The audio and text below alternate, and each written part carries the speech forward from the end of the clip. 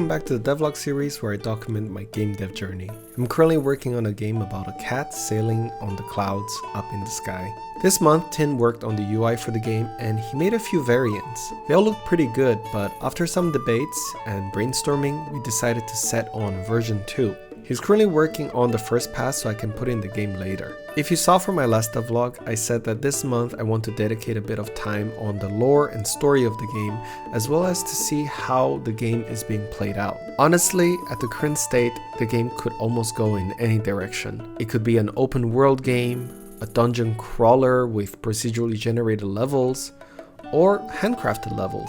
As some people say it, the world is the oyster. I went back to some old references I had and thought how both Tin and I are imagining the game to be. I'm really fond of games like Kirby, especially Kirby and the Amazing Mirror, and so I very much wanted to make it handcrafted levels, where players can go to levels through a hub, explore, and ultimately defeat a giant boss at the end. After all, I even made this absorb ability feature to the boat that can absorb enemy bullets for no proper reason apart from the fact that my hunch told me to do so.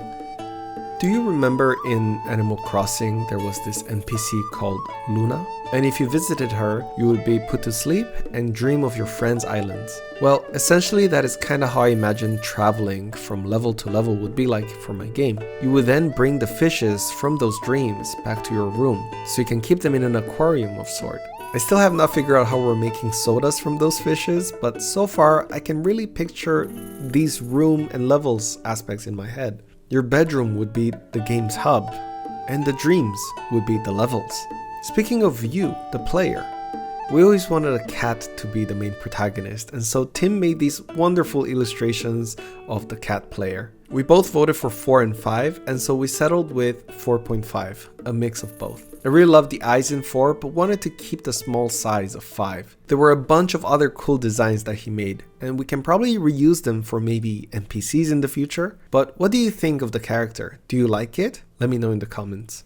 On the technical side this month, I've successfully added the fuel meter.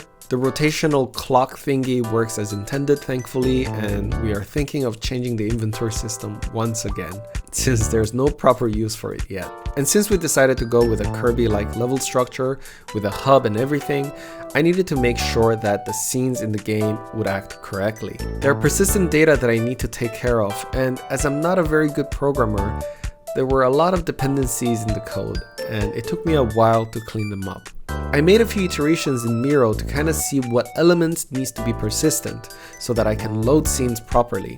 In the past, I've made a few game jam games, but the loading system there was very bare bones.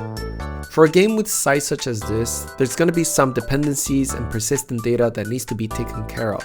Thankfully, I found Sasquatch videos super helpful with persistent data and scene loading management, exactly what I needed, and it also matched what I had in mind in terms of design with zones in Miro. I made a small and simple main menu, and now the game can load the levels without errors, and each scene is split into chunks of zones.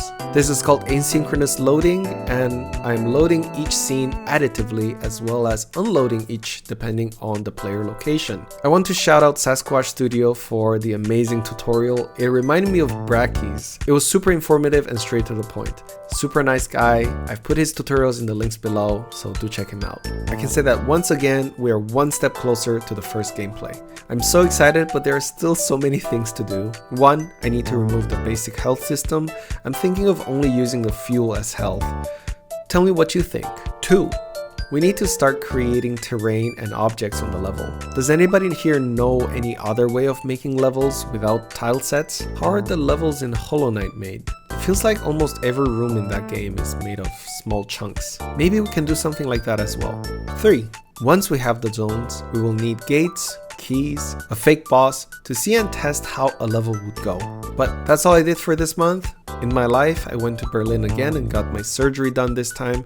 I'm still recovering, and so my work has been pretty slow. Megumi also got sick, and so we had to take him to the vet. I was irresponsible with giving him too many treats, and so I definitely have to be more careful in the future. I've been having fun painting miniatures, and I even got to play a game this time with some friends and at a local event. It was lots of fun, and I also got to make some new friends. I also started journaling and meditating again. Working on your own projects can put a lot of self-imposed pressure as well as anxiety and imposter syndrome, And so practicing mindfulness is really important for me and my project.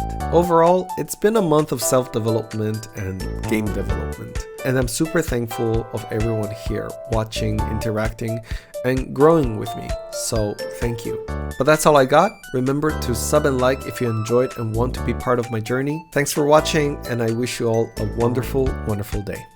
Bye.